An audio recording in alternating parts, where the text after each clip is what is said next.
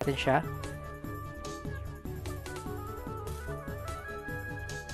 So, ito yun guys, yung farmhouse, yung katabi ng barn.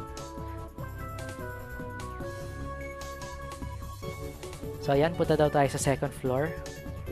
Sa kapila pala.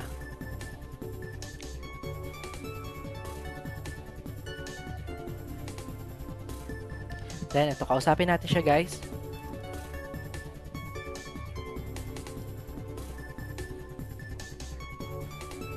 So, yan, sabi niya guys, kailangan natin ng 10 gold nuggets. So, ayun guys, since bago lang yung account na to, and wala ako naipon ng gold nuggets ng mga dailies before mag-release yung game, so hindi natin siya ganun matatapos. So, matatapos lang natin siya pag nabenta na natin yung blueberries na tinanim natin kanina, which is hindi pa natin magagawa. Okay?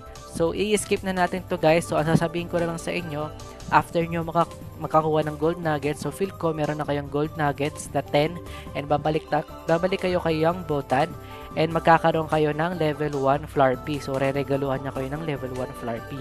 So, ayun guys. After nun, tapos na tong